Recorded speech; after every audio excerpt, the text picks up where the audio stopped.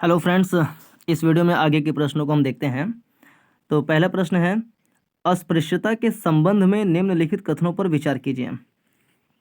पहला, भारतीय संविधान में अस्पृश्यता को परिभाषित किया गया है, तो गलत बात है। अस्पृश्यता को भारतीय संविधान में परिभाषित नहीं किया गया है।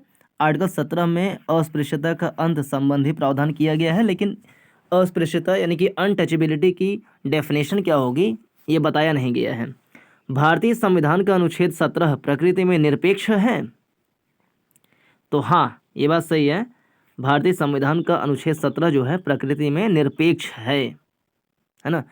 तो यानी कि किस्म बी वाला सही है, केवल दो, ये आंसर सही है। मैं इसमें डी वाला कर दिया था जो कि मेरा गलत था। तो अब हम जान जाएं कि जो भारतीय संविधान का अनुच्छेद 17 है वो प्रकृति में निरपेक्ष है। इसका मीनिंग क्या होता है तो हम व्याख्या में देख लेते हैं। ये व्याख्या है, अनुच्छेद 17 अस्पृश्यता को समाप्त करता है और किसी भी रूप में इसके अभ्यास को निषिद्ध करता है, मना करता है। अस्पृश्यता से उत्पन्न होने वाले किसी भी अक्षमता को लागू करना कानून के अनुसार दंडनीय अपराध होगा। अनुच्छेद 17 संविधान में दिए गए सभी अधिकारों का एकमात्र पूर्ण अनुच्छेद है, ठीक है। यानी कि चाहे जो भी हम अनुच्छेद देखें उसमें कुछ न कुछ क्लॉज वगैरह डाले गए हैं, लेकिन अनुच्छेद 17 संविधान में दिए गए सभी अधिकारों का एकमात्र पूर्ण अनुच्छेद है। यानी किसी भी रूप में अस्पृश्यता का आचरण करना गैर कानूनी है ना।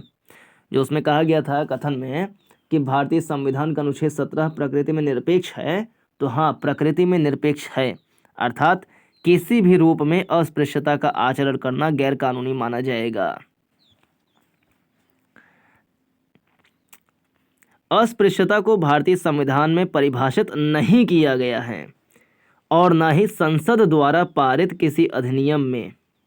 तो संसद के द्वारा पारित किसी अधिनियम में भी अस्पृश्यता को परिभाषित नहीं किया गया है, लेकिन मैसूर उच्च न्यायालय ने अपने एक निर्णय में इसका अर्थ स्पष्ट किया है और कहा है कि अनुच्छेद 17 की विषय वस्तु अपने शाब्दिक या व्याकरणिक अर्थों में अछूत नहीं है, बल्कि इसका अभ्यास देश में ऐतिहासिक रूप से विकसित हुआ।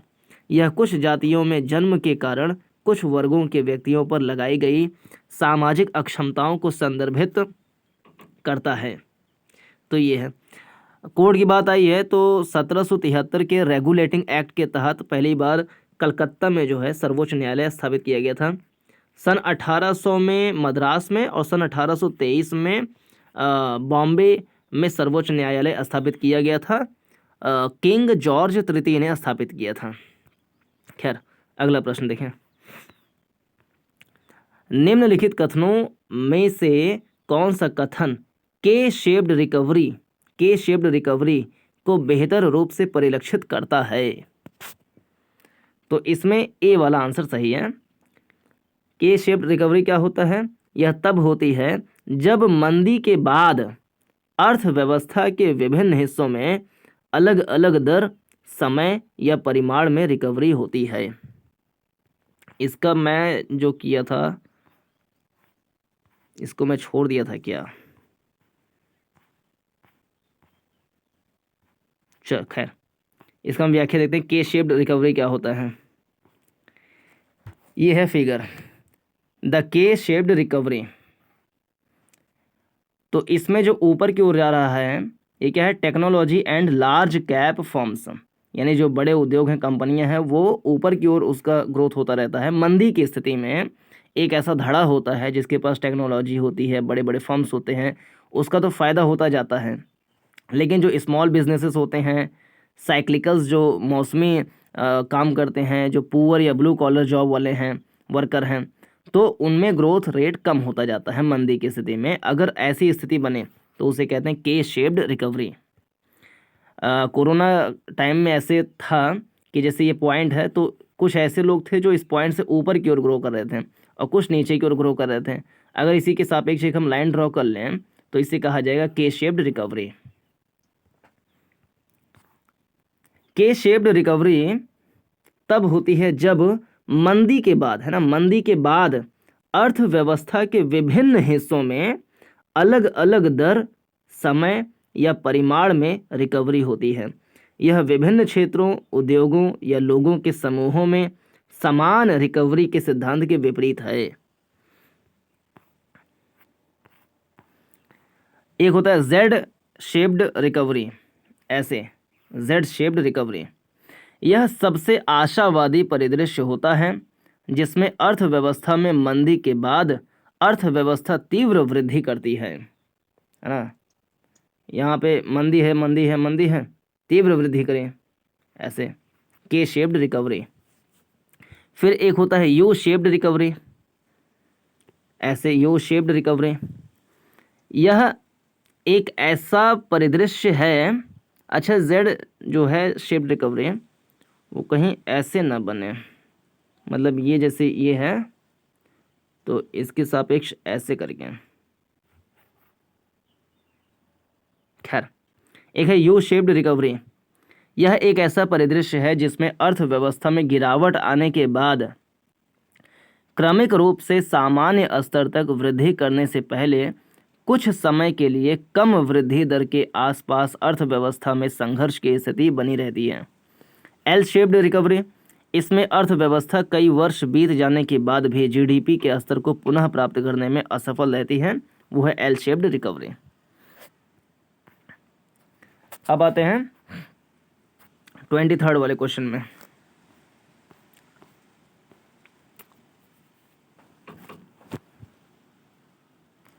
इसमें बताना है कौन सा सही सुमेलित है। तो एक तरफ लेखक है, एक तरफ पुस्तक है। नेल्सन मंडेला की पुस्तक लॉन्ग वॉक टू फ्रीडम सही है। आंग सान सूकी की फ्रीडम फ्रॉम फियर, ठीक। महात्मा गांधी का हिंद स्वराज और बेंजामिन फ्रैंकलिन का द ऑटोबायोग्राफी। तो सभी चारों युग्म सुमेलित हैं इसमें। इसकी व्याख्या भी हम देख लेते हैं 23rd के। नेल्सन मंडेला ने लॉन्ग वॉक टू फ्रीडम नामक पुस्तक लिखी है। इस पुस्तक में इन्होंने दक्षिण अफ्रीका में रंग भेद पर आधारित शासन के खिलाफ अपने व्यक्तिगत संघर्ष, श्वेत लोगों के प्रशासन की अलगाववादी नीतियों के प्रति अपने लोगों के प्रतिरोध, दक्षिण अफ्रीका के अश्वेत लोगों के अपमान, कठिनाइयों और उन पर पुलिस द्वारा की गई बर्बर कार्यवाहियों के बारे में चर्चा की गई है। तो लॉन्ग वॉक टू फ्रीडम जो है नेल्सन मंडेला ने लिखा है। अगला आंग सान सूकी ने फ्रीडम फ्रॉम फियर नामक शीर्षक पर निबंध लिखने के साथ फ्रीडम फ्रॉम फियर नामक शीर्षक पर निबंध लिखने के साथ ही इसी शीर्षक वाली एक पुस्तक भी लिखी है जिसमें इनके द्वारा लिखे गए निबंधों का संग्रह है। वर्ष 2008 में बर्मा में हुए मानवाधिकार के उल्लंघन की याद में वर्ष 2008 में बर्मा में हुए मानवाधिकारों के उल्लंघन की याद में तथा आंग सान सूकी के सम्मान में फ्रीडम फ्रॉम फियर नामक एक फीचर डॉक्यूमेंट्री जारी की गई। वर्ष 1909 में महात्मा गांधी ने हिंद स्वराज पुस्तक प्रकाशित की 1909 में, और 1909 में एक आया था रिफॉर्म भारत शासन अधिनियम जिसे मॉर्ले मिंटो रिफॉर्म कहते हैं। 1919 के भारत शासन अधिनियम को कहते हैं मॉन्टेस्क्यू चेम्सफोर्ड्स रिफॉर्म। तो 1909 में महात्मा गांधी ने हिंद स्वराज पुस्तक प्रकाशित की। इस पुस्तक में इन्होंने स्वराज, समकालीन संस्कृति और ऑटोमेशन पर अपने विचार व्यक्त किए। इस पुस्तक में इन्होंने यह दावा किया कि भारत में ब्रिटिश सत्ता की निरंतरता के लिए ब्रिटिश अधिकारियों के साथ भारतीय लोगों की सक्रिय सहभागिता आवश्यक थी। इन्होंने कहा कि यदि भारतीय इनका साथ देना छोड़ दें तो 1 वर्ष में भारत से ब्रिटिश नियंत्रण समाप्त होने के साथ स्वराज स्थापित हो जाएगा। बेंजामिन फ्रैंकलिन की ऑटोबायोग्राफी वर्ष 1771 से 1790 तक बेंजामिन फ्रैंकलिन द्वारा लिखे गए अपने स्वयं के जीवन के अधूरे रिकॉर्ड का पारंपरिक नाम है। हालांकि ऐसा प्रतीत होता है कि फ्रैंकलिन ने स्वयं इस काम को अपना संस्मरण कहा है, जिसमें इनके जीवन को 4 भागों में विभाजित किया गया है, जो इनके द्वारा इसे लिखी गई विभिन्न अवधियों को दर्शाते हैं। यह इनके जीवन का अधूरा रिकॉर्ड है और इन्होंने इसे अपना संस्मरण कहा। अब आते हैं 24 वाले क्वेश्चन पे।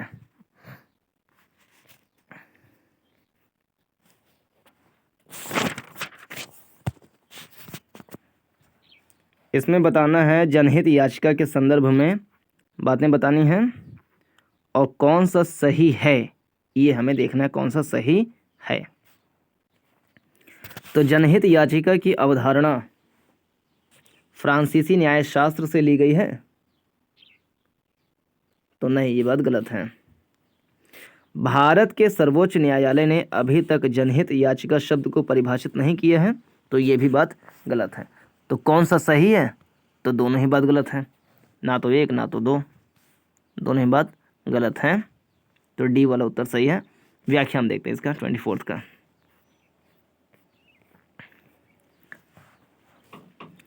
जनहित याचिका PIL।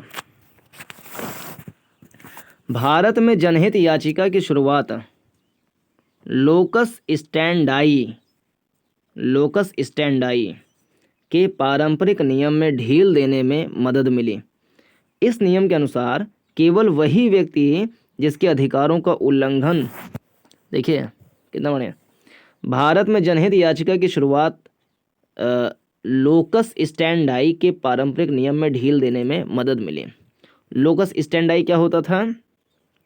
इस नियम के अनुसार केवल वही व्यक्ति जिसके अधिकारों का उल्लंघन होता है वह उपचार के लिए न्यायालय का रुख कर सकता है, जबकि जनहित याचिका इस पारंपरिक नियम का अपवाद है।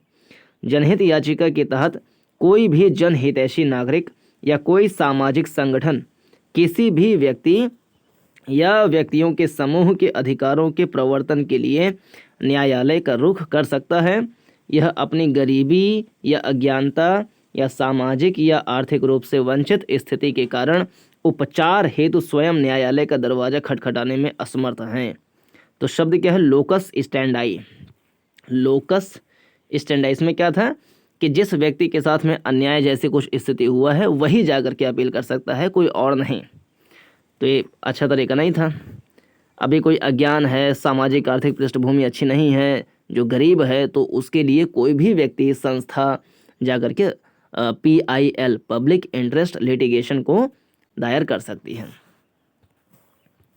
आगे ये लोकस स्टैंडाई शब्द अच्छा शब्द है। जनहित याचिका पब्लिक इंटरेस्ट लिटिगेशन की अवधारणा को अमेरिकी न्यायशास्त्र से लिया गया है। जनहित याचिका जो शब्द है की अवधारणा को अमेरिकी न्यायशास्त्र से लिया गया है, जहां इसे पहले गैर प्रतिनिधित्व वाले समूहों जैसे गरीब, नस्लीय अल्पसंख्यक, असंगठित उपभोक्ता, नागरिक जो पर्यावरण के मुद्दों के बारे में चिंतित हैं आदि को कानूनी प्रतिनिधित्व प्रदान करने हेतु निर्मित किया गया था। जनहित याचिका का महत्व क्या है? जनहित याचिका का उद्देश्य कानूनी निवारण प्राप्त करने हेतु आम लोगों को न्यायालयों तक पहुंच प्रदान करना है। जनहित याचिका सामाजिक परिवर्तन और विधि के शासन को बनाए रखने तथा कानून एवं न्याय के बीच संतुलन को तीव्र करने का एक महत्वपूर्ण साधन है। जनहित याचिका का मूल उद्देश्य गरीबों और समाज की मुख्य धारा से कटे हुए लोगों के लिए सुलभ न्याय प्रदान करना है। तो ये इसका महत्व है। मानवाधिकारों को उन लोगों तक पहुंचाने के लिए यह एक महत्वपूर्ण उपकरण है जिन्हें अधिकारों से वंचित किया गया है। तो जनहित याचिका का उद्देश्य कानूनी निवारण प्राप्त करने हेतु आम लोगों को न्यायालयों तक पहुंच। पहला तो ये महत्व है। जनहित याचिका सामाजिक परिवर्तन और विधि के शासन को बनाए रखने तथा कानून एवं न्याय के बीच संतुलन को तीव्र करने का एक महत्वपूर्ण साधन है। जनहित याचिका का मूल उद्देश्य गरीबों और समाज की मुख्य धारा से कटे हुए लोगों के लिए सुलभ न्याय प्रदान करना है। मानवाधिकारों को उन लोगों तक पहुंचाने के लिए यह एक महत्वपूर्ण उपकरण है जिन्हें अधिकारों से वंचित किया गया है। यह सभी के लिए न्याय, जस्टिस फॉर ऑल या जस्टिस टू ऑल, यह सभी के लिए न्याय की पहुंच का लोकतांत्रिकरण करता है। Democratisation of reach toward justice हम कह सकते हैं, है ना। यह सभी के लिए न्याय की पहुंच का लोकतांत्रिकरण करता है। कोई भी नागरिक या संगठन जो सक्षम है उन लोगों की ओर से याचिका दायर कर सकता है जिनके पास ऐसा करने का साधन नहीं है या नहीं है। गजब। भारत के सर्वोच्च न्यायालय द्वारा याचिका की परिभाषा, मतलब कि सर्वोच्च न्यायालय ने PIL को परिभाषित किया है जी।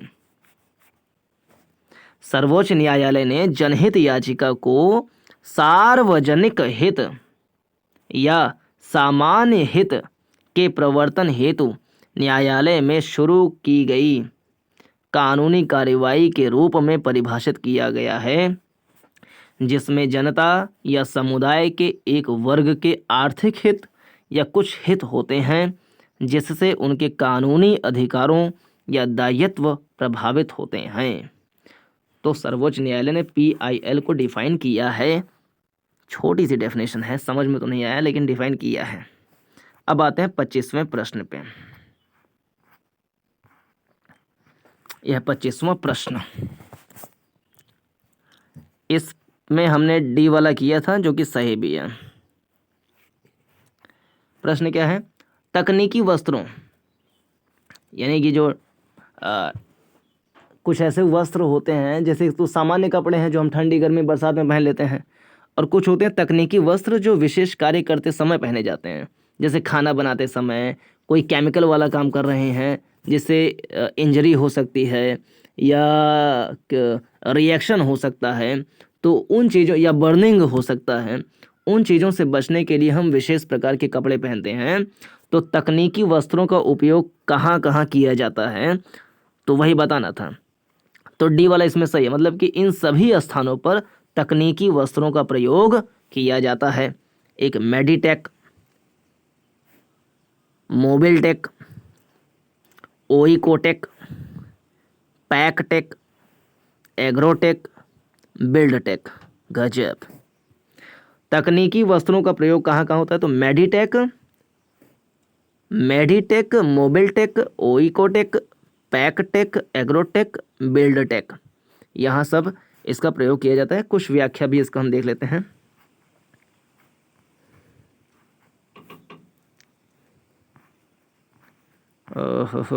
ये तकनीकी वस्त्र कार्यात्मक वस्त्र होते हैं, फंक्शनल क्लॉथेस होते हैं, जो ऑटोमोबाइल, सिविल इंजीनियरिंग और निर्माण, कृषि, स्वास्थ्य देखभाल, औद्योगिक सुरक्षा, व्यक्तिगत सुरक्षा इत्यादि सहित विभिन्न उद्योगों में अनुप्रयोग होते हैं। प्रयोग के आधार पर 12 तकनीकी वस्त्र क्षेत्र हैं। प्रयोग के आधार पर 12 ना, इसका प्रयोग कहाँ कहाँ होता है? तो तकनीकी वस्त्र कार्यात्मक वस्त्र होते हैं जो ऑटोमोबाइल, सिविल इंजीनियरिंग और निर्माण, कृषि, स्वास्थ्य देखभाल, औद्योगिक सुरक्षा, व्यक्तिगत सुरक्षा, यहाँ सब प्रयोग किया जाता है। और प्रयोग के आधार पर 12 तकनीकी वस्त्र क्षेत्र हैं। Agrotech, meditech, buildtech, mobiltech, clothtech, oekotech, geotech, packtech, hometech, protech, indutech और स्पोर्टेक। टेक माने टेक्निकल स्थान, टेक्नोलॉजिकल या टेक्निकल स्थानों पर प्रयोग किए जाने वाले कपड़े। एग्रो माने कृषि से संबंधित, मेडी माने मेडिसिन, मेडिकल क्षेत्र से, बिल्डटेक जो बिल्डर वाले क्षेत्र होते हैं, जहाँ पे बिल्डिंग्स, सिविल इंजीनियरिंग या घर बनाए जा रहे हों, वहाँ पे जो कपड़े पहने जाते हैं। मोबिल टेक तो ऑटोमोबाइल सेक्टर में ग्रीस डीजल ये सब ना लगे, कपड़े गंदे ना हो, तो ऐसे वाले कपड़े। क्लोथेक पता नहीं क्या चीज़ है। ओकोटेक, जियोटेक, पैकटेक, होमटेक, प्रोटेक, इंडुटेक, स्पोर्टेक, ये तो स्पोर्ट वाले जो कपड़े होते हैं वो हो सकता है। तो 12 क्षेत्रों में इनका प्रयोग किया जाता है। राष्ट्रीय तकनीकी वस्त्र मिशन। भारत में तकनीकी वस्त्रों के प्रयोग स्तर को बढ़ाने के लिए कपड़ा मंत्रालय ने वर्ष 2020 से 2024 की अवधि के लिए राष्ट्रीय तकनीकी वस्त्र मिशन शुरू किया है ना। तो कपड़ा मंत्रालय ने किस लिए? भारत में तकनीकी वस्त्रों के प्रयोग स्तर को बढ़ाने के लिए कपड़ा मंत्रालय ने 2020 से 2024 की अवधि के लिए राष्ट्रीय तकनीकी वस्त्र मिशन शुरू किया है। इस मिशन का उद्देश्य क्या है? इस मिशन का उद्देश्य भारत को तकनीकी वस्त्रों में वैश्विक नेतृत्वकर्ता के रूप में स्थापित करना है। यह संबंधित मशीनरी और उपकरणों के घरेलू निर्माण को बढ़ावा देने वाली मेक इन इंडिया पहल का भी समर्थन करता है। इसका लक्ष्य इसके घरेलू बाजार का आकार को वर्ष 2024 तक 40 बिलियन अमेरिकी डॉलर से 50 बिलियन अमेरिकी डॉलर तक ले जाना है। तो ये जो है कपड़ा मिशन, राष्ट्रीय तकनीकी वस्त्र मिशन जो है, इसका उद्देश्य क्या है कि 2024 तक घरेलू बाजार का आकार 2024 तक 50 बिलियन अमेरिकी डॉलर तक पहुंचा देना है। ऐसे ही वर्तमान में देखें, जो फार्मास्यूटिकल इंडस्ट्री है भारत में, दवा उद्योग, उसका जो आकार है वो 50 बिलियन डॉलर का है, जिसमें से 25 बिलियन डॉलर का घरेलू बाजार है और 25 बिलियन डॉलर का हम निर्यात करते हैं। और हमारा लक्ष्य है कि 2030 तक हम 130 बिलियन डॉलर का हम एक बाज़ार बना लें, जिसका 60% हम एक्सपोर्ट भी करें।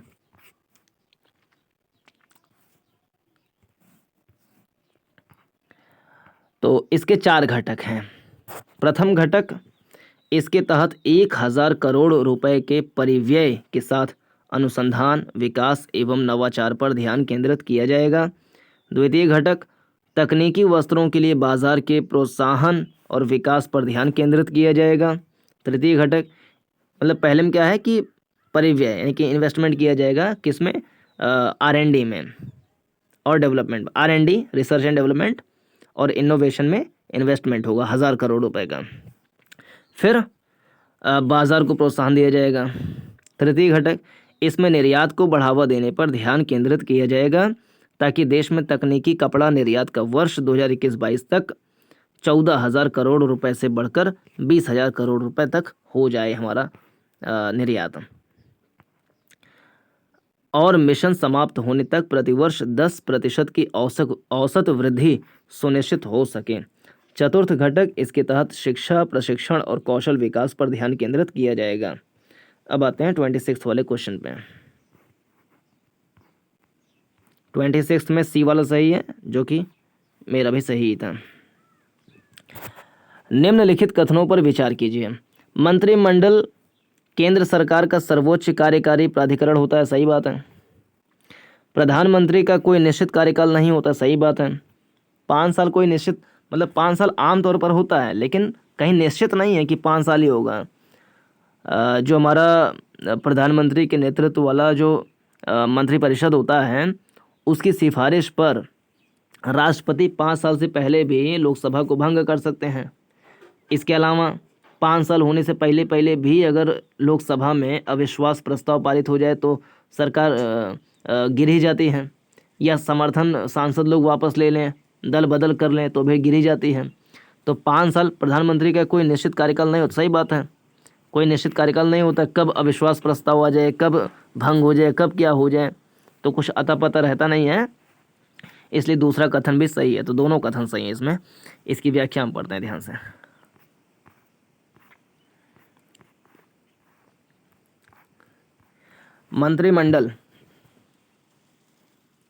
मंत्रिमंडल एक छोटा समूह होता है जिसमें 15 से 20 मंत्री शामिल होते हैं। आराम आराम से पढ़ते हैं।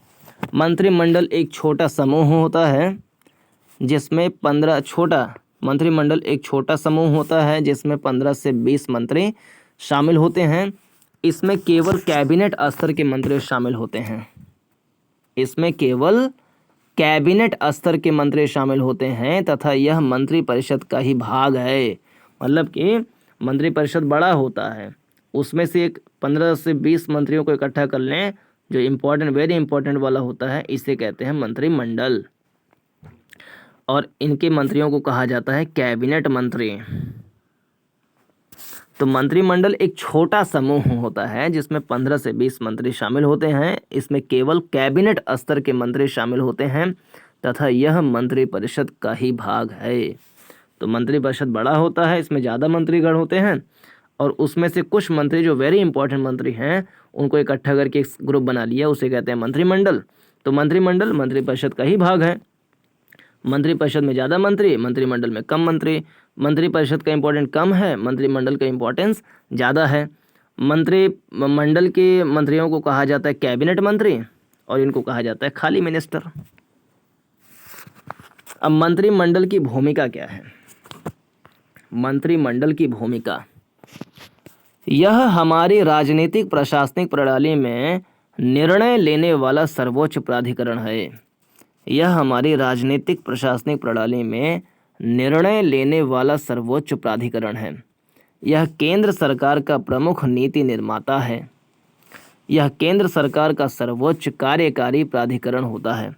यह केंद्र सरकार का सर्वोच्च कार्यकारी प्राधिकरण होता है। यह केंद्रीय प्रशासन का प्रमुख समन्वयक होता है। यह केंद्रीय प्रशासन का प्रमुख समन्वयक होता है। यह राष्ट्रपति के लिए एक सलाहकारी निकाय, राष्ट्रपति के लिए एक सलाहकारी निकाय के रूप में कार्य करता है और इसकी सलाह बाध्यकारी होती है। यह प्रमुख संकट प्रबंधक होने के कारण सभी आपातकालीन स्थितियों से निपटता है। यह सभी विधायी और वित्तीय मामलों में से संबंधित है। वित्तीय और विधायी मामलों से संबंधित है। संवैधानिक अधिकारियों और वरिष्ठ सचिवालय प्रशासकों जैसी उच्च नियुक्तियों पर इसका नियंत्रण होता है। यह सभी विदेश नीतियों और विदेशी मामलों को देखता है। राष्ट्रपति बहुमत दल के नेता या लोकसभा में बहुमत प्राप्त गठबंधन दलों के नेता को प्रधानमंत्री के रूप में नियुक्त करता है। तो राष्ट्रपति बहुमत दल के नेता या लोकसभा में बहुमत प्राप्त गठबंधन दलों के नेता को प्रधानमंत्री के रूप में नियुक्त करता है। यदि सदन में किसी एक दल या गठबंधन को बहुमत प्राप्त नहीं होता है तो राष्ट्रपति उस व्यक्ति को प्रधानमंत्री के रूप में नियुक्त करता है जिसकी बहुमत प्राप्त करने की संभावना सबसे अधिक होती है। प्रधानमंत्री का कार्यकाल निश्चित नहीं होता है और वह राष्ट्रपति के प्रसाद पर्यंत पद धारण करता है। ये देखिए, प्रधानमंत्री जो है वो राष्ट्रपति के प्रसाद पर्यंत पद धारण करता है। हालांकि इसका मतलब यह नहीं है कि राष्ट्रपति किसी भी समय प्रधानमंत्री को बर्खास्त कर सकते हैं। जब तक प्रधानमंत्री को लोकसभा में बहुमत प्राप्त होता है तब तक उन्हें राष्ट्रपति द्वारा उसे पद से हटाया नहीं जा सकता। देखिए, जब तक प्रधानमंत्री को लोकसभा में बहुमत प्राप्त होता है तब तक उन्हें राष्ट्रपति द्वारा उसे पद से हटाया नहीं जा सकता है।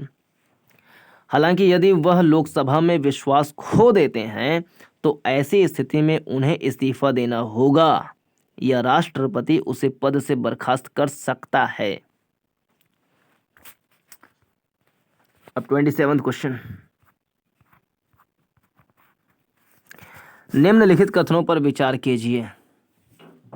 इसमें दोनों कथन सही हैं। संघीय प्रणाली देश की एकता और क्षेत्रीय विविधता को बनाए रखने में मदद करती है, सही।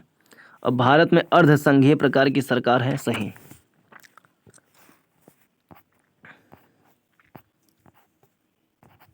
व्याख्या। एक संघीय सरकार सरकार की एक प्रणाली है जो किसी देश की केंद्र सरकार और राज्य या क्षेत्रीय सरकारों के बीच शक्तियों को विभाजित करती है। संघीय प्रणाली के दोहरे उद्देश्य हैं: देश की एकता की रक्षा करना और उसे बढ़ावा देना, साथ ही साथ क्षेत्रीय विविधता को समायोजित करना। संघीय प्रणाली के दोहरे उद्देश्य हैं: देश की एकता की रक्षा करना और उसे बढ़ावा देना, साथ ही साथ क्षेत्रीय विविधता को समायोजित करना। अर्धसंघवाद। अर्धसंघीय सरकार शासन की एक प्रणाली है जो किसी देश की केंद्र सरकार और राज्य सरकारों के बीच शक्तियों को विभाजित करती है। लेकिन अर्धसंघीय सरकार में केंद्र सरकार को राज्य सरकारों की तुलना में अधिक शक्ति प्रदान की गई है। अर्धकेंद्रीय सरकार प्रणाली में केंद्र सरकार राज्य सरकार द्वारा किए गए निर्णय में हस्तक्षेप कर सकती है। भारतीय संविधान में भारत को एक संघ के रूप में वर्णित नहीं किया गया। भारतीय संविधान में भारत को एक संघ के रूप में वर्णित नहीं किया गया है। भारतीय संविधान में भारत को एक संघ के रूप में वर्णित नहीं किया गया है। हालांकि भारतीय संविधान का अनुच्छेद 1 भारत को राज्यों के संघ के रूप में वर्णित करता है। भारतीय संविधान का अनुच्छेद 1 क्लॉज 1 भारत को राज्यों का संघ के रूप में वर्णित करता है। लेकिन भारतीय संविधान में भारत को एक संघ के रूप में वर्णित नहीं किया गया है, बल्कि एक यूनियन के रूप में, एक यूनियन के रूप में वर्णित किया गया है। India, that is Bharat, shall be A union of state. इसका अर्थ है कि भारत विभिन्न राज्यों से युक्त एक संघ है जो इसका एक अभिन्न अंग है। यह राज्य संघ से अलग नहीं हो सकते हैं। तो भारत विभाजी राज्य का अविभाजी संघ है और अमेरिका विभाजी राज्य का विभाजी संघ है। मतलब अविभाजी राज्य का विभाजी संघ है। मतलब अमेरिका में राज्य विखंडित नहीं हो सकते, केंद्र भले ही विखंडित हो जाए, और भारत में राज्य विखंडित हो सकते हैं। राज्य का आकार छोटा बड़ा, दो राज्य को मिला के एक राज्य बनाना, एक राज्य को तोड़ के 4 राज्य बना देना, राज्य के नाम का परिवर्तन कर देना, सब कुछ किया जा सकता है। तो विभाजी राज्य है भारत में है, लेकिन अविभाजी संघ है। संघ से कोई हट नहीं सकता है, क्योंकि भारत का जो संघ है वो किसी समझौते का परिणाम नहीं है, जबकि अमेरिकी संघ एक समझौते का परिणाम है।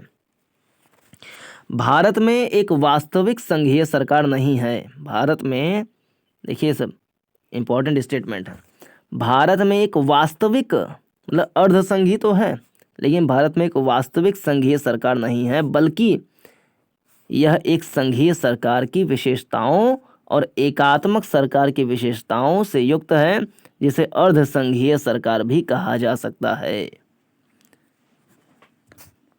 अब देखते हैं अगला प्रश्न। विशेष आहरण अधिकार SDR के संदर्भ में निम्नलिखित कथनों पर विचार कीजिए। तो इसमें जो है, वर्ष 1969 में अंतर्राष्ट्रीय मुद्रा कोष द्वारा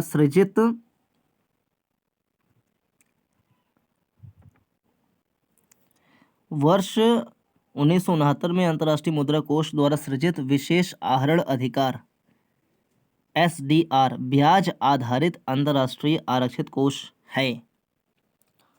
तो इसमें ये कथन सही है।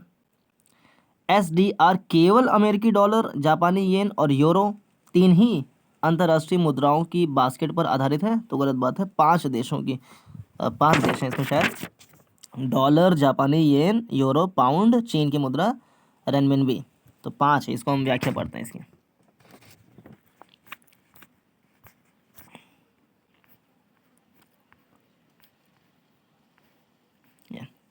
विशेष आहरण अधिकार, इसे कहते हैं SDR, स्पेशल ड्राइंग राइट्स। तो वर्ष 1969 में अंतर्राष्ट्रीय मुद्रा कोष कब?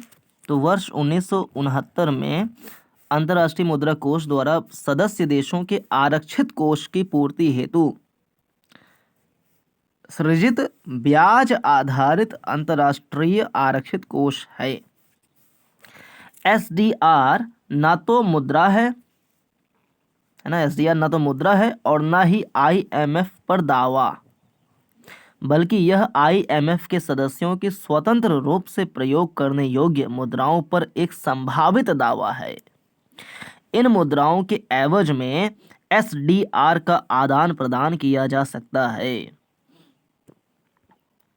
एसडीआर में कौन कौन से मुद्राएं हैं? तो अमेरिका का है जापानी येन, अमेरिका का है डॉलर, अमेरिका का है डॉलर, जापान का येन और यूरो है,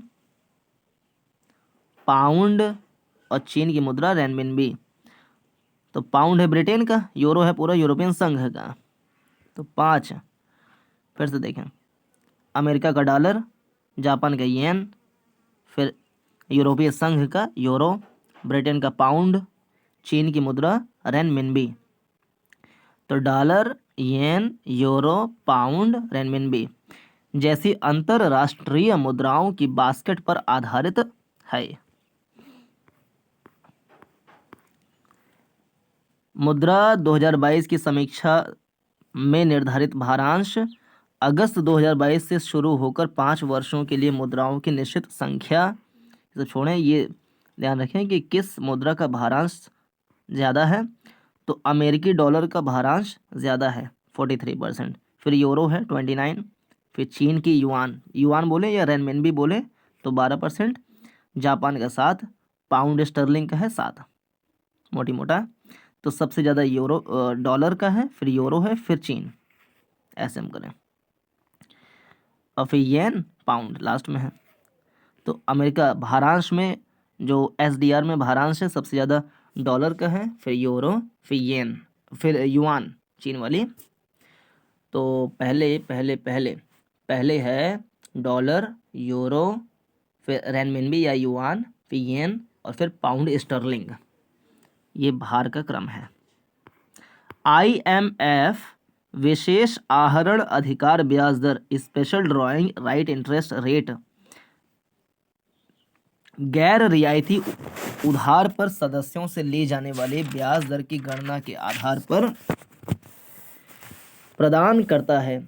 इसका सदस्य देशों को आईएमएफ में उनके योगदान के सापेक्ष भुगतान किया जाता है। यह सदस्य देशों की एसडीआर होल्डिंग पर मिलने वाला ब्याज है जो इनके एसडीआर आवंटन पर भारित होता है।